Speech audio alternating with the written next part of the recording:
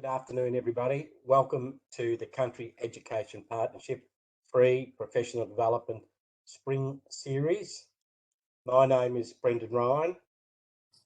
In the spirit of reconciliation, the Country Education Partnership acknowledges the traditional custodians of country throughout Victoria and Australia and their connections to land, sea and community. We pay our respect to their elders, past and present, and extend that respect to all Aboriginal and Torres Strait Islander peoples who are with us today. Welcome everybody to the second in this current series of professional development. Our topic today is the blueprint for student wellbeing, obviously a very key and significant issue addressing all schools at this particular time. It's my pleasure, as usual, to introduce the Chief Executive Officer of the Country Education Partnership, Mark Macphail, who will provide an update regarding CEP activities. Over to you, Mark. Thank you, Brendan, and thank you all, and thank you to the many who I know watch this recording at a later date. So a real quick summary of some of our most recent work. CEP is directly inputting to the government review on alternative settings, and we've taken feedback off principals and held 2 meetings with the group in charge of that review.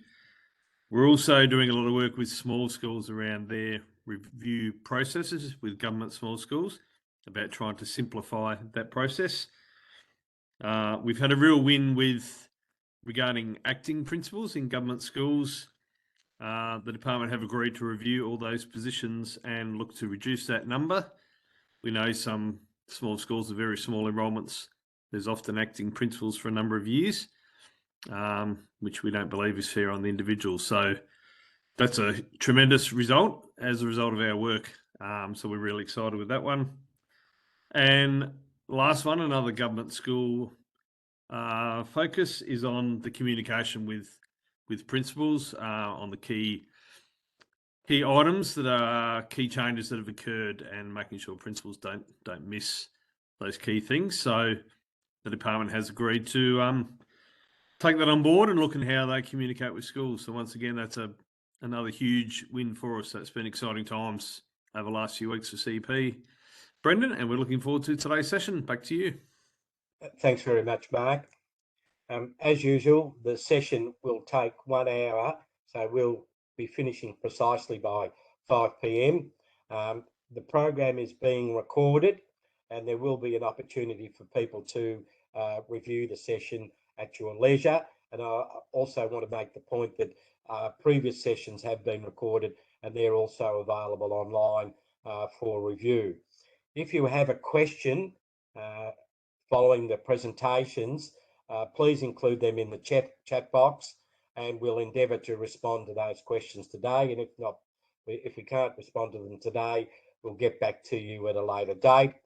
And most importantly, we need feedback concerning these sessions, and there will be a survey provided at the conclusion of the session, and we'd ask you to please complete the survey before you sign off today. So without further ado, I'll hand over to Program Manager Maurice Billy, who will introduce our guest speakers and facilitate today's discussion. Maurice. Thanks, Brendan, and welcome everybody. And I think I mentioned last week, I think I get the best job. I get to introduce and talk to some of our very finest, and today is no exception.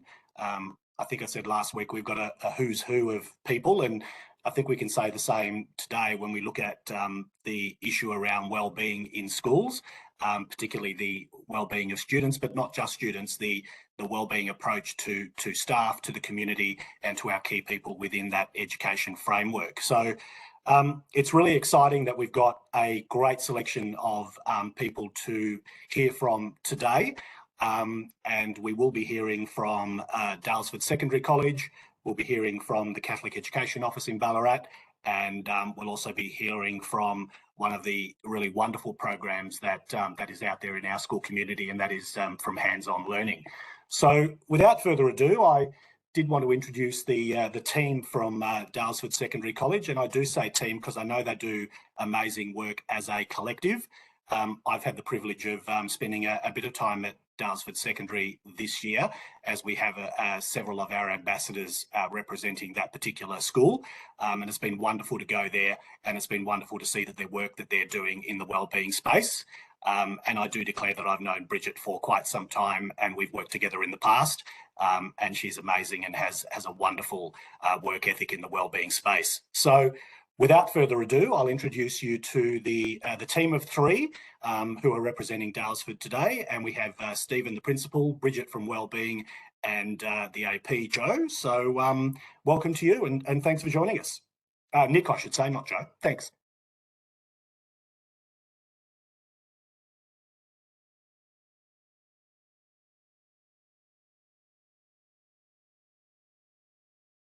Don't think we can hear Steve. There we go now. I'll just share the screen and we'll get going. Thank you, Steve. All right, can you see our screen there? Yep, all good. All good.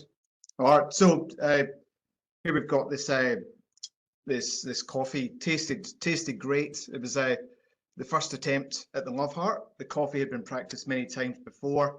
First attempt at the Love Heart. Pretty good first effort on the Love Heart, I reckon, with that coffee. That was made for me just recently by a young man, Dylan. He is a year 10 student of ours. And if Dylan had been a student at our school just a few years ago, that cup of coffee would never have been made. That first attempt at Love Heart would never have been tried. Dylan, a few years ago, would have been lost in the system. He wouldn't have been attending school. He would have dropped out, in essence, and basically his future outcomes severely impacted by the fact he's not at school.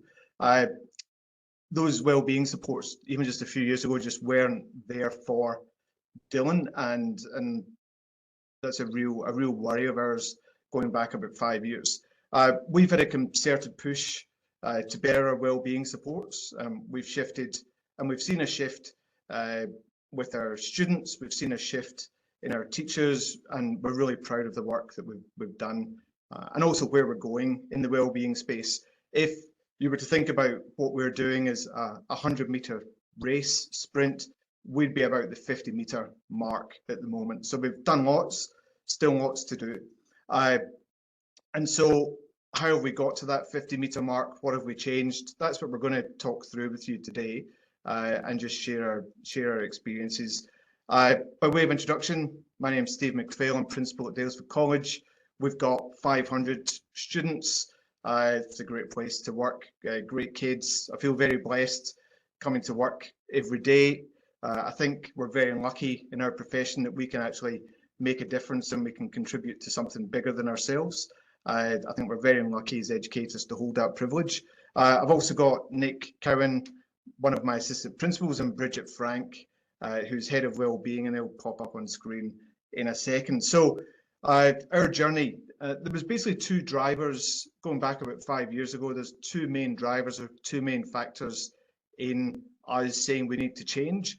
The first was our isolation, and we are only 100 kilometres from Melbourne. We're only 45 minutes from Ballarat, 45 kilometres from Ballarat, but we may as well be in the middle of the Scottish Highlands. We feel, and we are, quite isolated, quite remote, very few transportation opportunities here, very few services here. I'm getting a little bit homesick just looking at that photo. The opportunities and the services available to students that may be available and easier to access in metro areas, are lost on us out here in Daylesford. And so part of driving our change was the fact that we don't have access, so we need to bring everything to us.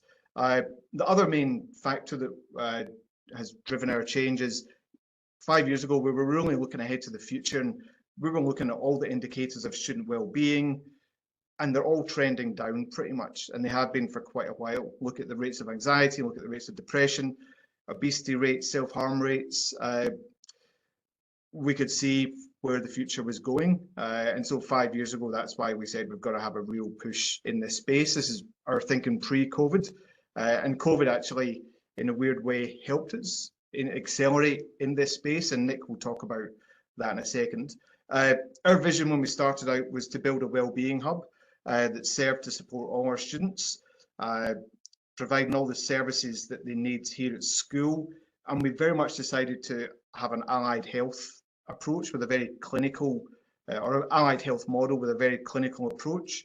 At the start, before this change, the team is the same team as what we had a few years ago, albeit there's a lot more people involved. They were always doing a great job, great people doing great things with their kids going back 5-10 years. But the work was getting harder for them, the way we were doing it. They were very much getting overwhelmed by the volume of students, and we just had to do things differently. So 5 years ago, we started the shift. We literally shifted our wellbeing space from being hidden away down a dark corridor. We moved it into the middle of the school. We put glass doors on it so everyone could see into it. We started doing lots of things out of that space in terms of, you could go in there for uniform, you could go in there for toasties. If you didn't have food, you can go in there to get textbooks for your class. We really started by trying to demystify well-being and make well-being something that is normalized and in the heart of the school. So that was a kind of thing that we started off with. But the main crux of the shift has been that allied health model, that more clinical approach. To make that happen, I'm not a teacher. Sorry, I am a teacher. I'm not a health professional.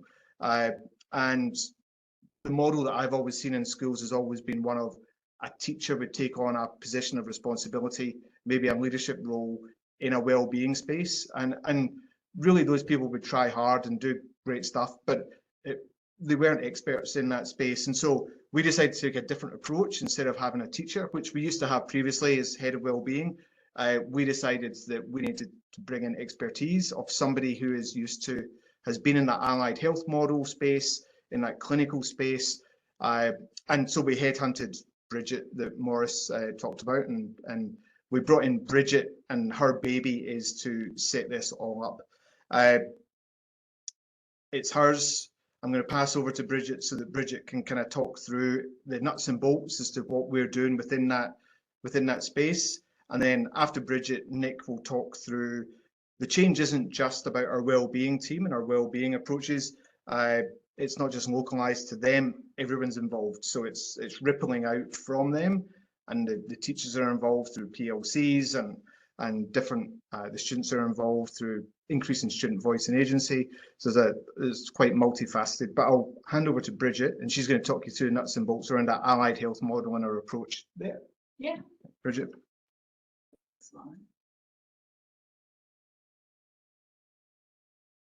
Thank you.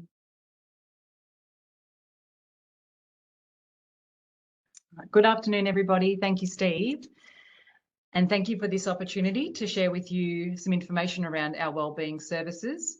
Firstly, I'd like to acknowledge that I have been fortunate to work in a variety of settings across the Central Highlands area as a secondary school nurse in adolescent health for probably 12 years, which was a great experience, but how fortunate I am to be now based here at Daylesford College and to be able to work within a team that really prioritises student wellbeing, where there is a wellbeing lens in all of the decisions that are made here across the school. I was recently on a school tour here with our assistant principal, Nick, and as we walked through the school with her prospective family, he talked about our wellbeing services as being the heart of the school. And we're really proud to acknowledge that yeah, we wish to create a space here at this school where the student wellbeing needs of every individual are a priority. Steve has spoken about our space that we've created is a space where all people are welcome. We have shifted to a more clinical model where we operate probably more so on an appointment-based system, that it is a central point that every young person can come to, whether it's about talking about their achievements, the things that they're celebrating, if they are in need of support, and if we can strengthen their experience and help them to thrive at this school. I think one of the things that stands out for me at Daylesford College, and perhaps one of our strengths, is to have been able to strengthen partnerships with our community health organisations. And we know that as we move further away from regional centres, the vulnerabilities for our kids increase. So what we've been able to do is work really closely with Springs Medical here in Daylesford, and also Central Highlands Rural Health. And we now have a system where every week our clinical psychologist works here on site with us at Daylesford College, and also our youth wellness clinic operates with a GP out of this school every fortnight. So it's about, I guess it's that school-based health services model. We were a school that I think was looked at years ago as being a model school for programs such as the Doctors in Secondary School program. So we've worked really hard here locally to build those connections. What I think really stands out about that model is that it supports our young people. Once they leave school, they've developed those help-seeking skills and they are already connected to services that exist here. So it's really building their protective factors. I want to talk about our actual team, so the structure that we've created. So you can see there from that visual diagram that we've got Nick Cowan is our assistant principal and sort of leads that community and wellbeing team across the school. We've introduced that head of wellbeing role. And supporting me, we've got youth workers that are here across the week. We are shifting to a model where we're bringing in a youth engagement officer so that we're able to really increase our focus on that tier 1 support. We have the support of a mental health practitioner, and we're also connected to the secondary school nurse program. I've spoken about our partnership with Springs Medical. Dr. Saoirse Stapleton has a real interest in adolescent health, so that's a real strength for us, and Claire Waitman is a clinical psychologist who also supports us. We've recently formed a relationship with Federation University, so we have a provisional psychologist with us here on site every week, and then we have partnerships with the AOD support locally as well, where they'll provide that youth outreach. They'll come into the school and offer individual sessions as well as health education. So that's the other strength of this model, is really having an ability to invite those health professionals into our classrooms and also even into our staff rooms to talk to our staff around best practice models. Another partnership that we're really proud of is the support of School Focused Youth Service and their partnership with Berry Street. So we're just coming to an end of a 12-month partnership with Berry Street, looking at coaching our staff with the trauma-informed practice model. And I think Nick will talk to you a bit more about that, but part of that work has allowed us to provide individual support to students in a more intensive sort of capacity, as well as giving our teachers the confidence to understand that sort of Berry Street model.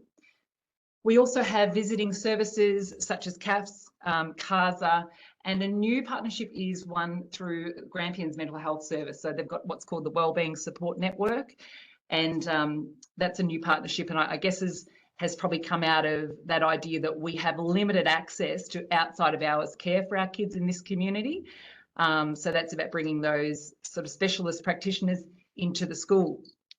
The other thing that we're looking at reintroducing is our Headspace in-school program. So that's sort of part of our future focus here. I'll quickly talk about the way that am I going okay for time? Yes? Right. Okay, quickly talk about our triage process. So we have an online referral system. We use Compass. Majority of our referrals come through our staff. But we also have a system online set up for our young people and our families. They can reach out to us for support that way. Each week we look at a referral, and we review our referrals, and we look at our allocations and that triage process. And I perhaps didn't mention earlier, we have monthly case conferencing with our GP and our clinical psychologist. So that allows us to sometimes get a sense of what some of the presenting issues are more clinically, and then that can inform our practice across the school and our health promotion sort of stuff. It also enables us to hear that student voice. So that's been a real strength. and our whole school approach to mental health. So at the moment, we've just completed, I think we've had 25 staff members that have been supported through the Youth Mental Health First Aid Program. So we've got our teachers, and with a view to continue that work across the whole staff. And we're in the process now of supporting our teens in Year 8 and Year 10 to complete teen mental health first aid training. And our vision is there to continue that, over consecutive years, so that we've got a whole school, whole community approach to youth mental health. I think I'm going to hand over to Nick Cowan. Thank you. Perhaps what I didn't cover was the postvention training, but yeah, I can mention that. Hi everyone. Nick Cowan, the assistant principal for community and wellbeing. I love this the poem and the idea of being the fence at the top, not the ambulance at the bottom of the cliff. And I shared that poem and that image with staff in 2019. I'd like to say I predicted COVID. I didn't predict COVID, but we introduced this idea of wanting to be the fence at the top, and then we all had a role in that. And then COVID came along, and it gave us that chance to actually really teach our staff and our students and practice in real time that idea. And we introduced very quickly, the moment we went into lockdown, we introduced a reduced face-to-face or computer-to-computer model for our young people. Our junior students had classes up until lunchtime, and then we had wellbeing and recreation programs every afternoon, whether it was mindfulness or virtual bushwalks, quizzes, trivia, and we ran that in our first lockdown. Our senior students had Tuesday as a wellbeing day, so they didn't have classes on a Tuesday. And we noticed in the subsequent lockdowns, a number of schools were drawn to that model, and we had it in place. And as a result, every time we get that message the day before a lockdown, we clicked straight into that, and we had students engaging a lot more in class, not having the overload, but also just having that permission to reach out and seek support if they needed. Having staff being able to identify where students might need support because they had that time in the afternoon, which had that real heavy wellbeing focus. And so that sort of just led into what we've done in the post-COVID world in the last couple of years.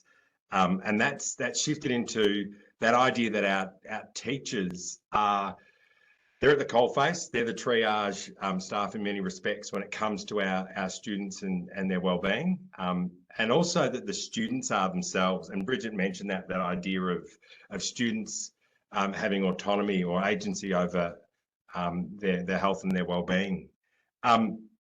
If I go back to 5 years ago, our data, we had a number of, and it's off the top of my head, it would have been about sort of 600, 700 incidents a year of misbehaviour, and some of those led to suspensions. And our aim was to halve that. We've been able to do that, and that's matched by an almost equivalent number now of students who are referred to wellbeing. So to see that shift in that, where we see students where there might be misbehaviour, often that's a cry for help or a call for wanting support. We now have a culture where we're able to have students and staff sort of step in at that early stage, and we're able to intervene. And that's that fence or the gate at the top of the cliff. We've introduced over the last 12 months a restorative justice or restorative practices and circle time. That's been a huge focus for us over the last 12 months, and we're trialling that to begin with our year 7s and 8s. That's about having autonomy over their learning, but in particularly about their health and their wellbeing. And that's it's been wonderful. It's a very old, it's one of the oldest forms of social interaction, social support is that circle time. Sitting in a circle, we're open, we can be vulnerable, and we have to respond. We look at each other in the eyes, and students are able to share how they're feeling, and we're able to intervene early on. And they then see that their teacher is often that first person, that first port of call, the person that notices when something isn't right, and they're able to share that with them. and whether the young person themselves then refers onto wellbeing, or the teacher or even the parent refers them, that's often then that next step. Bridget referred to before about our referral process and the number of agencies and supports we have in place. What I love is that approach where if students seek help, we manage them as a school. If it gets to the point where whether it's the youth worker or the chaplain's unable to support them, and we see that this may be something that's heading towards a sort of a tier 2, tier 3 concern, we have the agencies here now that we can refer to, so that it's in many ways in-house, and the school becomes a safe place that they're not shipped off elsewhere. The support services are here, so students see school and coming to school as the safe place, is where their well-being is taken as the #1 priority. So when I started teaching, I thought the most important thing was the content, was the history or the legal studies stuff that I taught.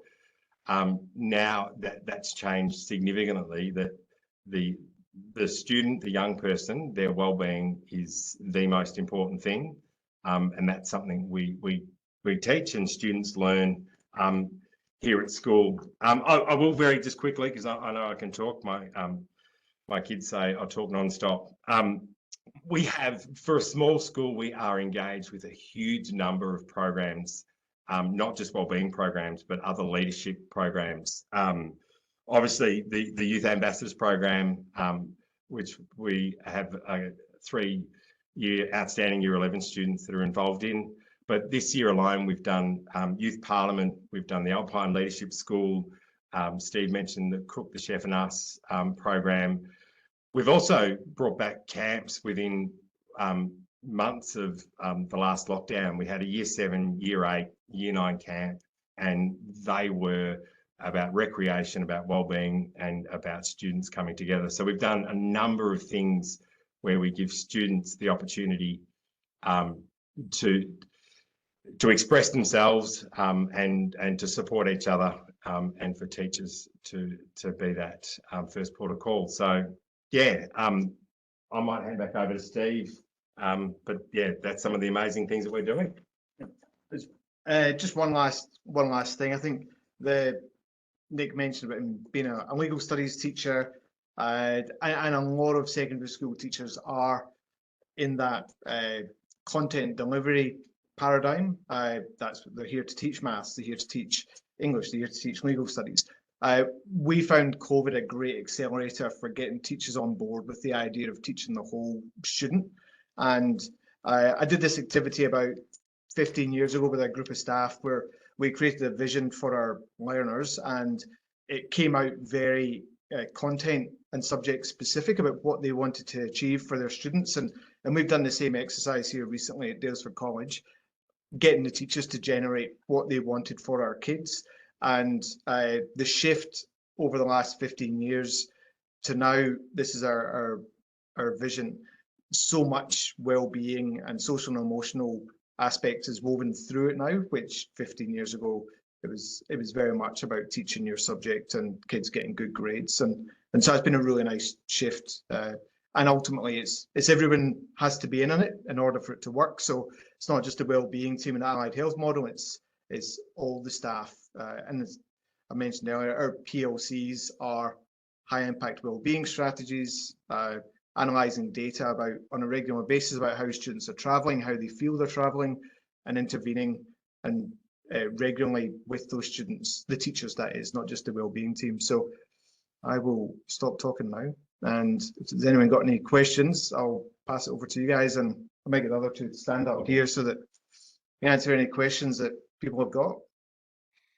Stephen, we might just go through our other presentations, and if we've got time for questions, we might come back to them. So, and give people a chance to think through, because I think you've presented an amazing array of things that are happening at Daylesford and have been happening for a number of years, and some of those that are new. So I'd like to just take this moment to thank you, Nick and Bridget, for presenting up until this point and giving us a lot to think about. But I guess just quickly, my couple of takeaways there, and having been to the school a number of times, I love the idea of that, having the wellbeing space visible and at the centre of everything you do. And whoever mentioned it earlier, and I think it might have been you, Steve, that said about, you know, sometimes wellbeing is down a dark corridor to the left, to the right, and often situated somewhere down there where people can't find it. But the visibility and the inclusion, and I've seen it firsthand at your school, is fantastic. That wellbeing is front and centre of everything that you do, and young people can go in and out of that. And also the quick mention of the youth engagement officer and having, you know, the youth voice and youth advocacy is central to having that slightly independent voice that young people can go and feel like that they're being heard by their school community. So thank you for that. It's given me a lot to think about, and I'm always very passionate about the work that you do there because I've seen it firsthand. So if there's any questions, pop them in the chat box, and if we've got time, we'll come back to them. But we'll give you guys a little bit of a break at the moment. And we'll move on to Joe Ewing, who's leader of learning and teaching with the Catholic Education Office in Ballarat. And I think Joe's got a fair bit to share with us as well that we're really looking forward to. So Joe, over to you. Thanks, Morris. I'll just share my screen, so put that on. I'm hoping you can see that at the moment. All good. Thank you, Morris. Yeah, look, I just want to first of all thank Steve and Bridget and Nick. That was a really a fantastic presentation from the point of view that as I was listening to it, I was just thinking about all the things I want to talk to, and there was so many connections as to what's happening at Daylesford and you know, what we were trying to put in place at the school that I've come from, which I'll talk more about in a moment. So thank you very much. As Morris mentioned, I'm a team leader of learning and teaching at Catholic Education in Ballarat. I'm also noticed I've been joined by some colleagues, Sam, Brooke and Fiona, and looking down the list, I can see Jane Langley, who I remember doing some work with a number of years ago. It's probably ages ago, Jane, but anyway. Just to give some context about my current role. So for people who are outside Catholic Education, Catholic Education Ballarat spans the Ballarat diocese, so it's that sort of western half of Victoria. We go from Mildura down to Warrnambool in the south. Obviously, Ballarat is a major hub, although it's the smallest section over there in the green. But that's, I suppose, the patch that we're working in. I've come to Catholic Education Ballarat from a school, so this is my first year. So I'm going to be talking a little bit about my experience as a school principal and as a school leader in a primary school. But I suppose just quickly, my intentions here are to share my insights into school wellbeing from that leadership perspective. I'll provide a little bit of background into decisions that we made, decisions that we used, and learning that we undertook. And I'm offering my experience here as a provocation for thinking. It's certainly not seen as an exemplar of practice. And hopefully, if you're in a school setting, you might be making some connections. You may well be saying, oh, we faced the same challenge and did something differently. But whatever the case is, hopefully it relates in some way to people's own settings and contexts at the moment. So that's the school I've come from last year, St. Pius X in Warrnambool, a Catholic primary school, one of about 4 primary schools in Warrnambool. I'm saying about because Bennington isn't Warrnambool, but for the sake of geography, it is one of the Warrnambool schools. So 4 Catholic primary schools, and Manual is the secondary feeder school that most of our students in those schools go towards. So my work at St. Pius X was pretty varied. So over my time there, in over 20 years, I was at different times a class teacher in 3, 4 and 5, 6. I was an arts teacher for a little while, literacy leader, wellbeing leader, religious education leader, and deputy principal. So by the end of that 20 years, I knew the ins and outs of the school pretty well from a variety of different angles. The final 7 years that I was at the school, I took over as principal, which is a number of the things I'm speaking to today from that time. An important part of, I suppose, my thinking in terms of wellbeing was some study that I did prior to even going to St. Pius X. So at around that time, 2000, 2001, a number of the Catholic diocese in Victoria prioritised enrolling staff members at different schools in some university studies. So I engaged in that postgraduate diploma in welfare from the University of Ballarat and University of Melbourne, and that study was pretty a bit of a landmark in my thinking and my work as far as wellbeing in schools, and something that was probably helping to scaffold and structure my work still in the role that I'm doing now. So the snapshot of the school that I came from, St Pius, it's currently around 240 students. Over 20 years, we got upwards to nearly 300 children, but now we're back to about 240 students. Our ICSIA value currently sits at about 996, so it's a little bit under the average ICSIA value.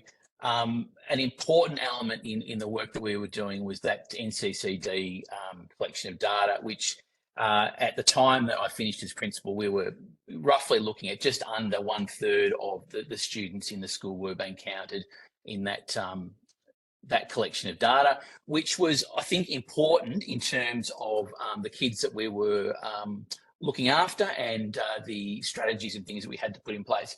Currently, there's about 25 teaching staff, 19 learning support officers, and 3 administration staff. And I'm naming those people because a point I'll make, and I think Daylesford made this point really clearly, that every single person in the school is an agent for wellbeing.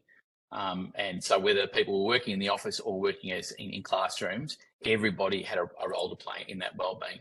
A little bit more data on the school. So over time, that distribution of socioeconomic advantage we were noticing was beginning to shift. So whilst we had a fairly even spread across the bottom middle quarter and the other middle quarter there, you'll see that over time we were definitely shifting in our students coming from the bottom two quarters, which again was having I think an impact on what the needs of the kids coming into our school were.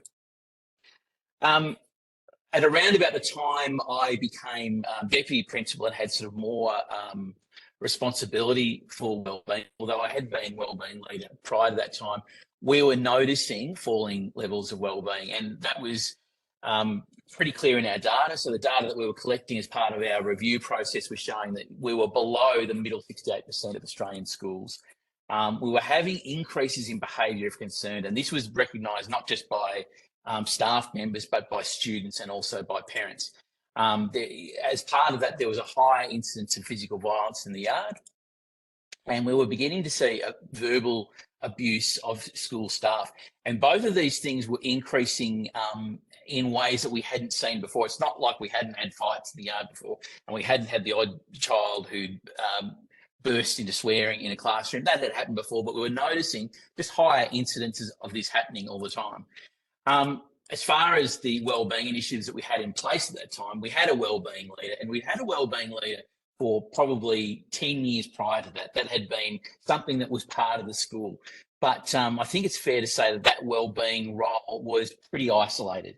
So I'm just thinking back to Daylesford's story about putting the wellbeing team in the middle of the school. Well, we certainly didn't have a wellbeing leader in the middle of the school. They were off to the side. We had a counsellor for one day, which was a later initiative. We had regular pastoral care days, which was probably where we were teaching wellbeing. The content was isolated onto those days, and we had a variety of programs and resources. There wasn't a uniform approach as far as learning and teaching to how we were getting that content through to kids and teaching strategies. One thing that I've just put there in the red box is back to those 2 increases. We were just noticing our staff weren't equipped to deal with those increases, and in the years past that we've come into improvements in terms of reportable conduct, and not that there was anything that was reportable about any of those situations that I'm talking about, but we were probably back in a time where for teachers to deal with students who are having loud outbursts, well, the staff were having the loud outbursts. There was certainly no understanding of trauma-informed practice. Around 2017, we came to the conclusion that there was changes in practice that were required. And I'll just outline sort of some of the things that we did. So one of the first things that we did, which is really a lot of cases was at the bottom of the cliff, and I'm sort of using that that metaphor that Steve was using before, that we did increase our counselling support. That was seen as something that was needed for those kids who were at the bottom of the cliff.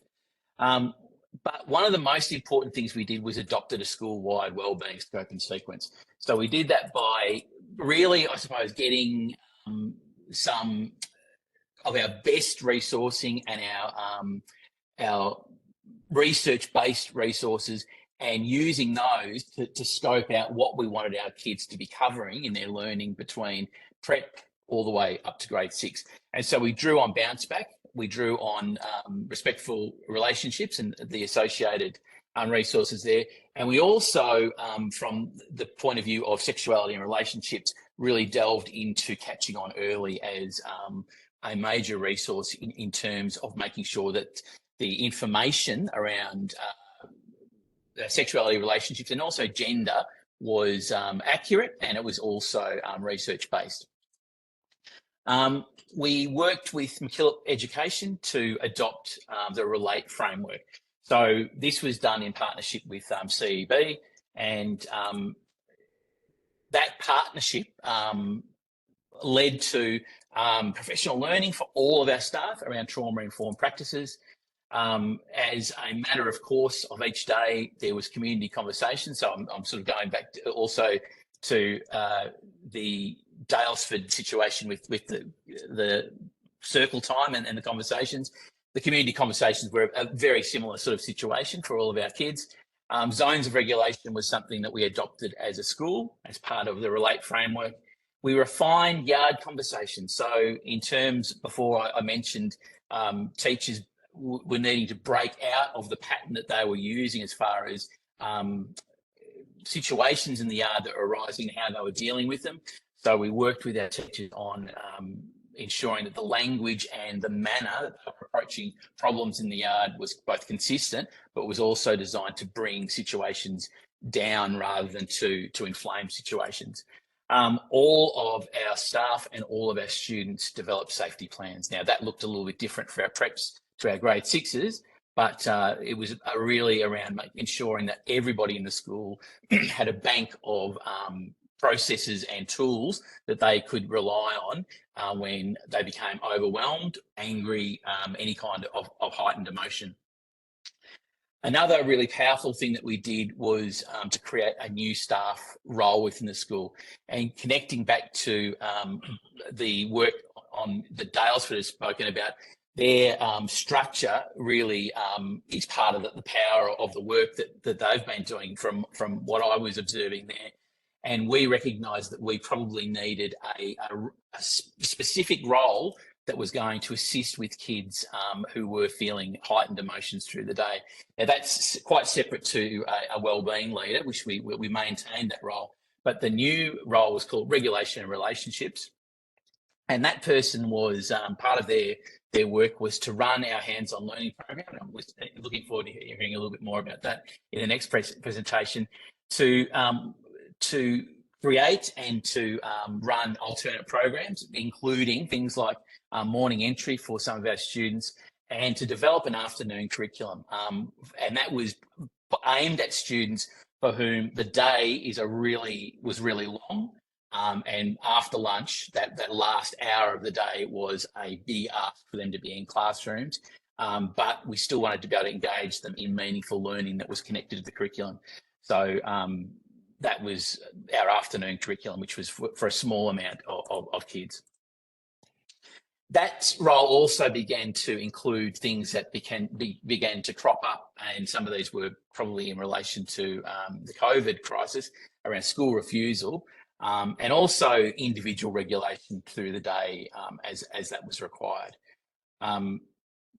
So that was a major commitment of funding, but certainly it was one of that role was one of the major elements in building towards some success with wellbeing. The other thing that we did during that time was committed some funding to some of our teachers doing some ongoing learning.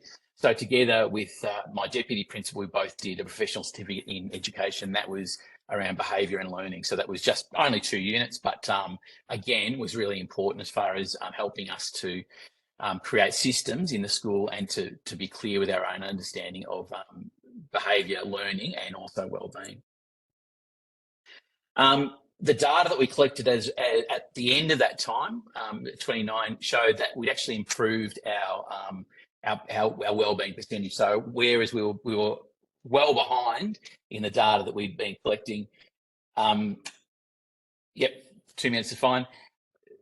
We had actually reached the median percentage for Australian schools. So that was something we could actually use data to show that improvement.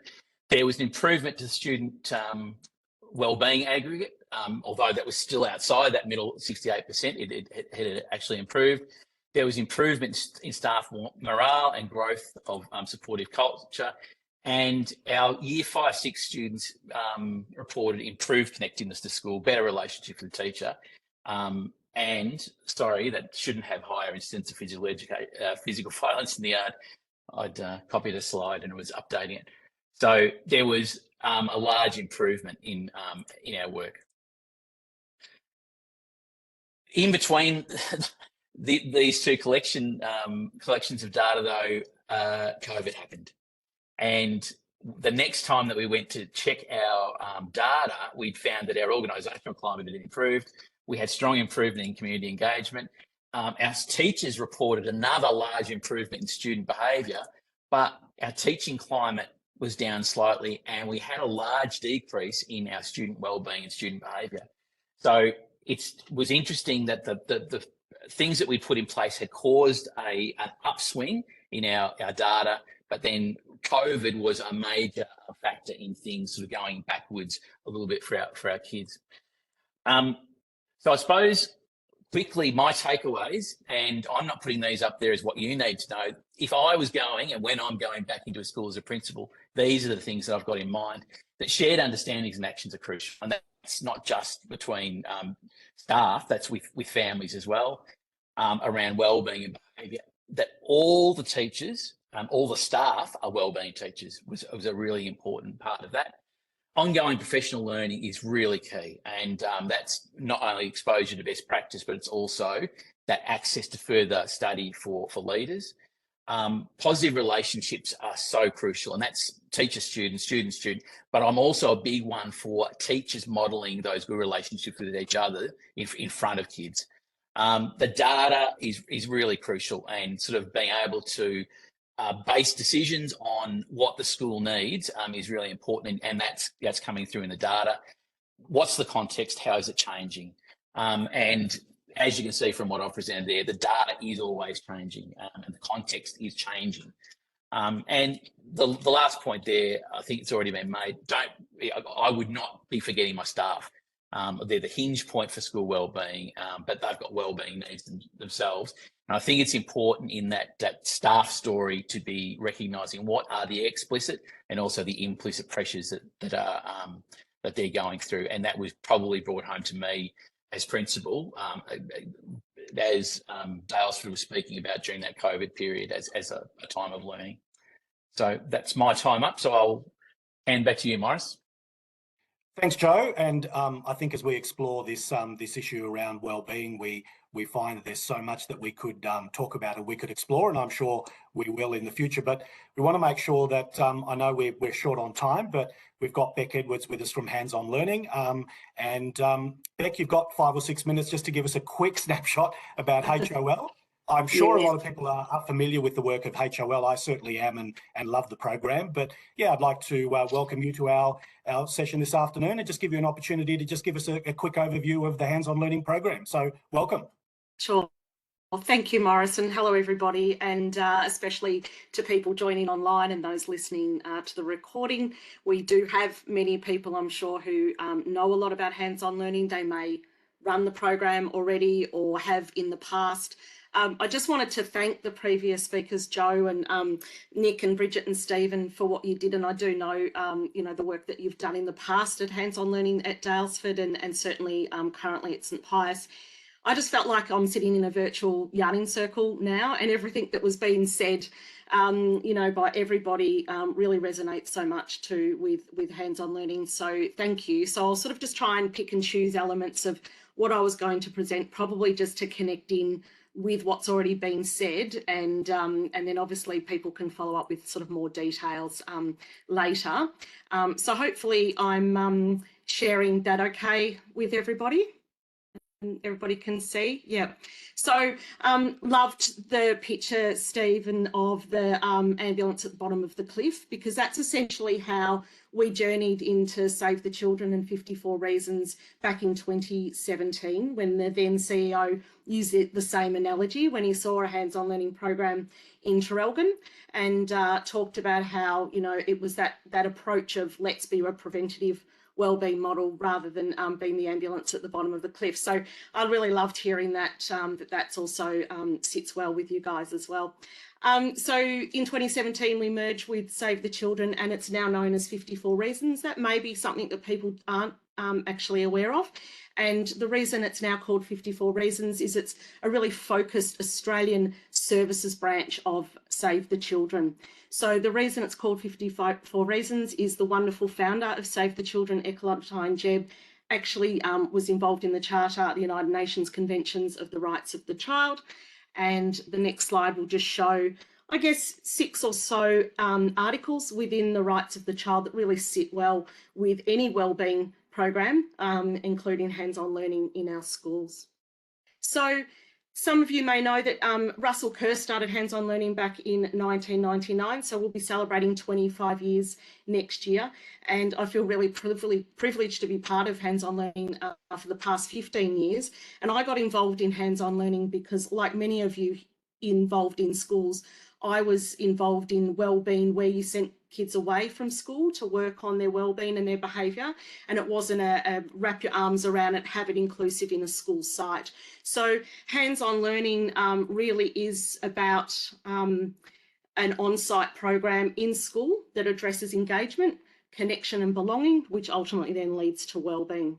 So I just wanted to show you a little bit about where we are actually, and I really just love our country schools, and particularly our rural and remote schools. So 105 implementations in Victoria, and 75 of those are rural and regional or remote. And you can see the sort of breakdown there of those 75, what the percentage is. Come back to this slide, and we're only really using those region dates because that's how we sort of break it down in our team. But you can see the lovely spread that we've got across the state. So being an on-site program, we want to be a program that partners with school to make it fit in as best as it can within the school culture. So even though hands-on learning may look different at different schools, essentially what it does is has the core elements of a program where we have 10 students, 2 artisan teachers, and a range of students that sort of, if you like, mirrors the microcosm of a school. So you've got your different genders, different ages, you've got, 2 staff that are, bring different strengths and talents to work with the young people. So that's sort of where we're coming from, is that we want a small group of people that work together, and that the artisan teachers are employed directly by the school. So they're not being sent off to a program outside of the school. Students are welcome for all sorts of reasons. We tend to find that the target is in that tier 2 space, particularly in secondary schools, and in the primary schools. It's used often as a leadership program and for students transitioning into that secondary space to try and connect in with their learning so that their secondary transition is more positive. We can support with formal sort of referral processes, but the key thing about hands-on learning that probably distinguishes it a lot from other wellbeing programs in terms of group programs is that it is a staggered intake. So we want to ensure that the students are referred for the right reasons and leave for when it's the right reasons for them to move on. We've found our sort of relationships with our students and our program based on these 4 pillars, which is a safe place to belong in a school, people to belong to, real things to do, and a chance to give back. So often our programs will have their own space in a school where they build. In the picture behind me is Benalla Peter 12. So there'll be a precinct. It's often very close to the actual school and the other buildings of the school. But it's a place where the students can make it their own and create this safe space with the people that they belong to from the different ages and different genders, and also doing things that are really purposeful and meaningful for a duration of the day or the session that the hands-on learning is involved in. And community work is obviously really important. And you can see that I'm sort of just rushing through to give it a little bit of an overview. And please just flag me when I need to stop. Shape of the day is really important in hands-on learning. So we're a program that in most secondary schools will run for a full day, and in primary schools it might run for a part of the day. But we certainly do have primary schools who run for a full day and secondary schools that run for a part day. Our focus plan reflective practice model aligns directly with the SEL framework. And we do a lot of work with our schools to ensure that it fits in, not just in with their SEL approach or their wellbeing approach, but it also fits in with their individual learning plans. It fits in with the school values and how they approach and address student behaviour and engagement, as well as things like Joe referred to, the sort of zones of regulation. So we can actually fit the focus plan methodology to suit the school. But essentially, each of the students are given a focus plan to work on, which aligns with a broader school goal that the family and the school have in partnership with each other as well.